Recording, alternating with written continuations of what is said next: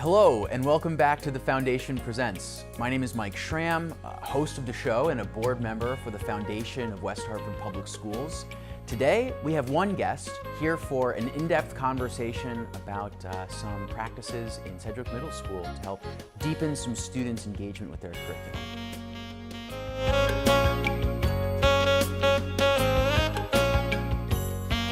And now I'd like to welcome on Bob Lorenzo, school counselor at Sedgwick Middle School. Bob, can you tell me a bit about your grant? Well, first of all, Mike, I'd like to thank you and appreciate the opportunity to come and speak with you this evening. Absolutely. About Sedgwick and all the great things that are happening there, and about the foundation grant that I was very fortunate to have received this year for its wonderful project that we came up with. So, the grant that I received was a $1,500 grant, and I wrote it in a way that I wanted to incorporate 3 different therapeutic and movement modalities and mindfulness or thoughtfulness modalities into our daily practice at Sedgwick. And I came up with the idea of spending 8 weeks in each one of these sessions. So over the course of the year, we began our first rotation back in November, and now we'll be closing our year with our modern dance, or our hip-hop dance rotation. We'll end in June, the first week of June, with our recital or our performance at the Sedgwick Art Show.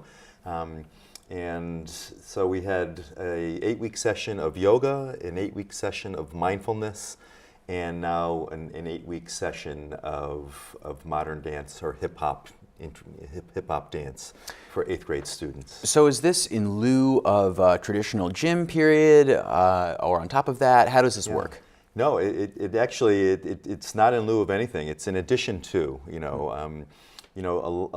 We have great opportunities in West Hartford Public Schools, especially in the middle school, during what we call Learning Lab.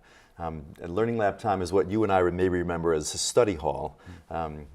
Or maybe I would remember it as a study hall, and during that time frame, in the 8th grade this year, it's 5th period. It's 11:20 to 12 o'clock, which is a great time frame. Students either go off and participate in their band, choir, orchestra, or quest activities. And you're looking at, on a daily basis, probably about half of the 8th grade, 140, if not more, students are off participating in these kinds of activities. Typically band, choir, orchestra, there's 2 days a week, and then there's lessons also that they receive. Quest is a 3-day experience. But then what happens to basically the other half of the 8th grade? They're in their Learning Lab time. They have the opportunity to begin homework, go to the library, visit with another teacher, and or participate in this type of programming, the mindfulness, the yoga, and the modern dance piece.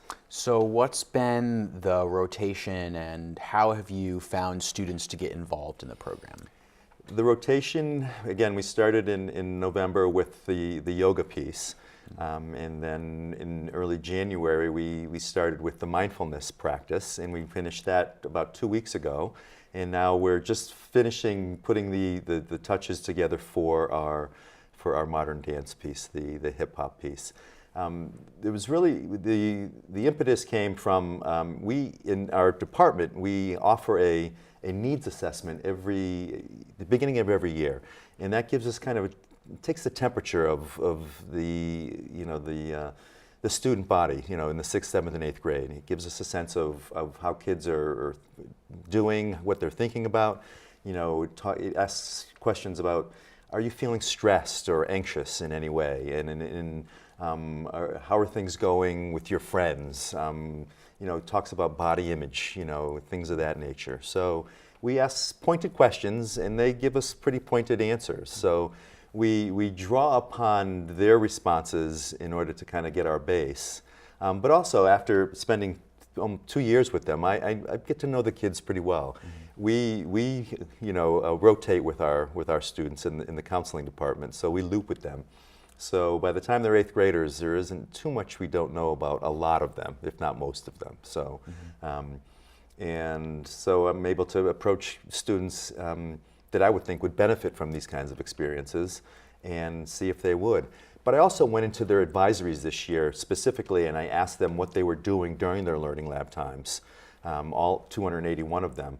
And I said, if you were at all interested in participating in a mindfulness, a yoga, and a modern dance, would you? And then they all gave me responses, and then I've been going off of not only the needs assessment, but their responses to the simple question, well, what are you doing during learning lab? So.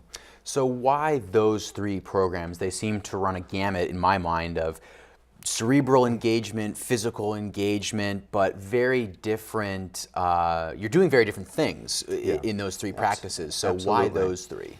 Well, I think primarily because in the research that I did in trying to look at providers that would come in and be able to support us with this, in the past, we would think that we would try to do it on our own. But my thinking on this, if we were able to get some funding, then bring in some experts in the field, and bring in people who are actually doing this in the community. And have done it for a while and really know what they're doing, especially if we're doing it only for a short period of time. So we looked at West Hartford Yoga. We connected with West Hartford Yoga. It's a natural connection there. Perfect. And they were pleased and happy to come in and facilitate. And then Copper Beach Institute, which is just right up the block. The instructors even joked with me at times about walking, to Sedgwick and coming down. And Copper Beach is not only a regional powerhouse in the mindfulness area, but it's also being recognized in a national forum also for their work that they're doing. And then there's a studio in Hartford, but that has recently moved to Bloomfield. It's called Studio 860. A woman by the name of Jolette Clary has come in the past. We worked with her 2 years ago doing a hip hop piece for some 8th grade girls. And she is also a regional powerhouse in the hip hop dance world. And she's willing to come in and be a part of it again. So why those particular areas? Because that's just as you said. It's a matter of making connections, and that's what the theme of my presentation was to you, is that it was the mind-body connection. Getting your body and your mind moving, getting it active, and then in that sense also being reflective upon that practice and learning how to, in a sense, maybe deal with some of your stresses and anxieties that at least many of the kids were talking about in those needs assessments. So, those needs assessments were very insightful. At least a third of our 8th grade students talked about feeling stress and anxiety, during their day. So we wanted to present them something with another outlet, another possibility, something that they maybe had never experienced before, and we're doing that, and it's working out. The kids have enjoyed it, and we've been very fortunate again. I think that that a third of the class being, feeling these feelings of stress and anxiety, I think that might be shocking to some people, and really not shocking at all to many others. Do you have any insight into whether that number is increasing and what might be causing some of that? I mean, I can imagine that social media might play a role in that. I can imagine that certainly pressures to whether it's test well or to be planning for the future would be contributing to that. But do you see any sort of overarching themes behind this stress? We live in a very high-paced culture these days, and it's not just West Hartford. It's seemingly all over. Everywhere. Everywhere, and we're talking about children that are 11 to 13, 14 years old, and they are exposed to these pressures at an early age. We have children that are programmed from the time they get up to the time they hit they hit their heads on the sack at night, from being in school 8 hours a day, then going off to whatever travel team or sporting activity, whatever religious component that they may be involved with, education, possibly even involved in some other music piece that they're involved with outside of school. So, they're constantly on the go, which seems to be it has a big role in it. And then the stress on family unit in and of itself. we have, as you probably are well aware, I mean, the statistics are pretty common and well known as far as the disintegration of the nuclear family. I mean, a lot of our families, a lot of our children are coming from single-parent families, and so there's a lot of stress in regards to where they fall in relationships that they have with not only their siblings but with their parents. Social media, as you said, plays a huge part also. And the fact that it's become, our world is more competitive than it's ever been. It's getting harder to getting into schools, and they're starting at an earlier age to expose students to colleges. Our teams at Sedgwick Middle School are named after colleges, so we're really starting to, and a lot of the students know that I went to Marquette University, and where all our other teachers and counselors went to school. So there's a lot of factors that go into that. And so it isn't just, I can't just say one in particular, but there are many reasons why I think our kids are under a lot of stress. Well, now let's shift our focus here a bit to talk about the students who participated in these programs. Yes. Who were they? Did you see a lot of overlap between the 3 units? And what were they doing when they were in those units? We didn't see a lot of overlap, which was a great thing, and especially in this last unit, the modern dance or the hip hop piece. We're seeing a very diverse group of 8th grade students, which is great. And we didn't see quite as much diversity in the mindfulness piece and the yoga piece, though there was even more in the yoga piece. And what I mean by diversity is it's just as far as the number of students that come from diverse backgrounds, and which makes West Hartford, a beautiful melting pot in and of itself. So, and the yoga folks, there was 15 people involved in the yoga practice on a weekly basis, and we had about 12 to 17, depending on what they could pull themselves away from, during their learning lab time for the mindfulness. And right now I have also 16 students. So it's been a great number.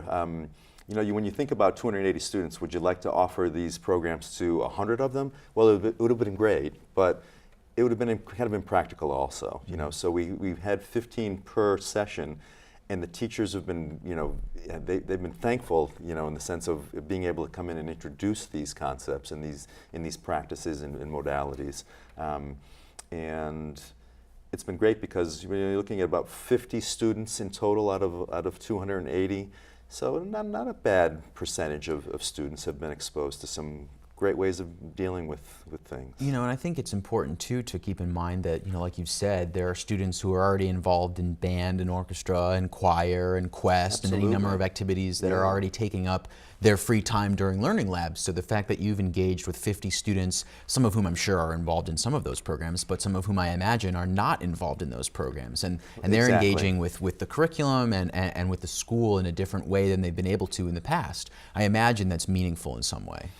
I think it's been meaningful in a lot of ways. Not only are they engaging with the curriculum, because each one of the providers has come in with an 8-week curriculum, and they've spelled it out, and we've sat with them to provide, to go over and kind of gear it, and make sure that they were,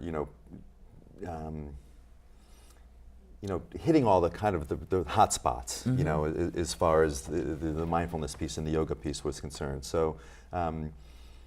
So it's been great, as far as getting all those other students involved and giving them the opportunity to open their eyes to some new experiences, but also to be exposed to people within our community, because this has been one of the pieces, one of the cornerstones of the grant was to have West Hartford Yoga come in, to have Copper Beach come in, and to have Studio 860 come in, and make those connections, foster those relationships.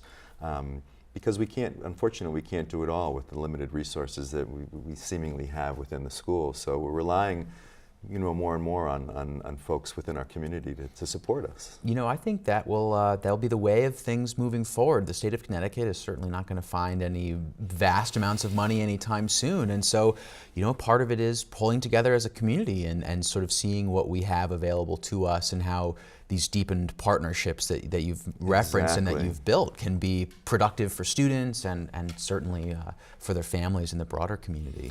Well, they were very willing and very eager to come in and be partners with us. There's a vetting process in getting them in and getting them organized, and fingerprinting and just meeting with the principal and talking about what it is that we're going to present. And but they were elated with the opportunity to foster that kind of relationship and to meet our kids, and to be a part of their lives.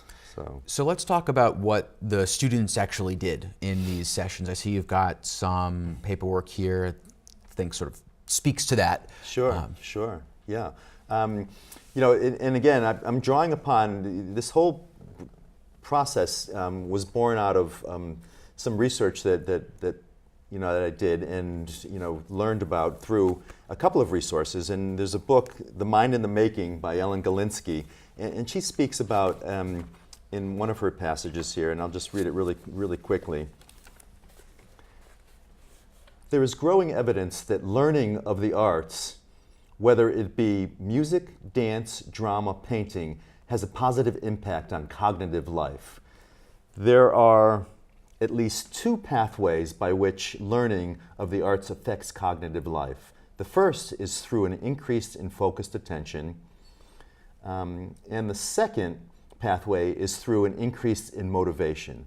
So West Hartford, as we all know, does an incredible job in the music, in the drama, and in the visual arts area.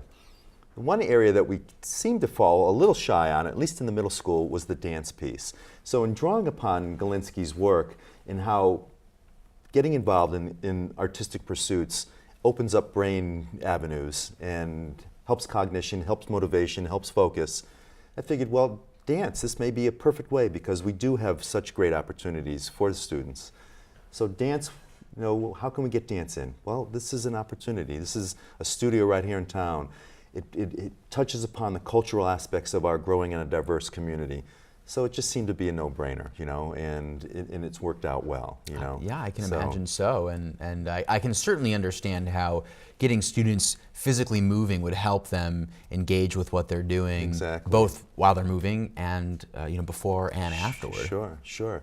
Peter Callahan from the Copper Beach Institute and Anna Tanzi, two of the practitioners there.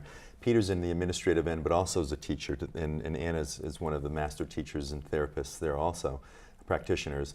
They came up with a wonderful 8-week curriculum that included such topics as the theme of choice, awareness of emotions, awareness of who we are from the inside out, complete mask exercises where they were doing some drawings and talking about feelings, and these were all small group discussions, and they did some mindful journaling, talking about the response time from stimuli to actual response, mindful listening, journaling, meditation, so it was a great opportunity and a great curriculum that they came up with, and one we're hoping to be able to continue to build upon.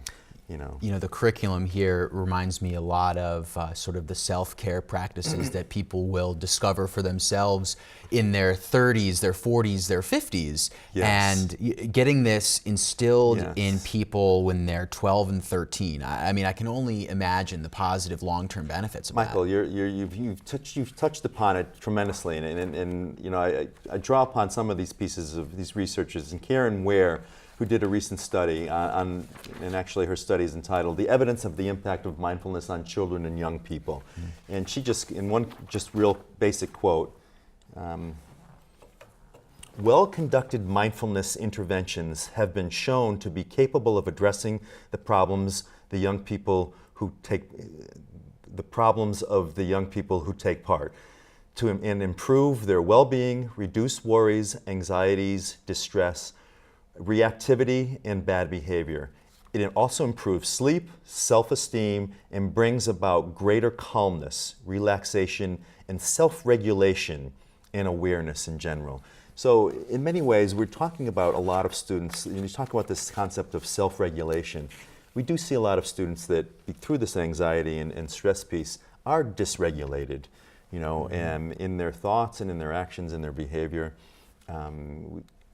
This is an area that I spend a lot of my day in talking and trying to calm kids down, getting them refocused, and getting them back out into the classroom. So if we have the opportunity to bring these mindfulness practices in that help to support this dysregulation, this awareness, this calmness, this inner kind of search, it's perfect. And it's a great way of teaching them at a young age. I can only imagine how helpful this would have been for me when I was in 8th grade, thinking about any person in that period of time sort of discovering who they are for the first time, realizing they're their own independent person and they have control over themselves to a certain degree, and providing them with these tools to help find that calmness amidst the storm. Yes. I think is so valuable and so important. Well, there's another resource that I always draw upon when I meet with families, which is often throughout the year, and it's a book called Surviving the Roller Coaster Years, the Maddening Middle School Years. And the roller coaster years, of course, being, every day is like a roller coaster ride for absolutely. these 11 to 13, 14-year-olds, and it's the range of emotion that they all, tend to go through. Which is great. And to be quite frank, I mean, a lot of them know exactly what it's all about, because one of the lessons that I do every year with the students is a lesson called the Words of Wisdom. And what I ask is, this one right here, I asked last year's 8th grade class at the end of the year to impart some wisdoms that they would like to share with the group of 7th graders that I was working with last year that were moving up to fill their shoes into 8th grade. So these are the words of babes, but words of 8th graders to my 7th graders last year. Be brave and don't be shy. Don't procrastinate. Have fun. Prepare for finals. Put your best self forward into everything you do. It will be worth it in the end. Just have fun. Be confident throughout the whole year. There will be ups and downs, so be confident. Persevere. Make sure you stay on top of your work and play sports, but remember to be humble.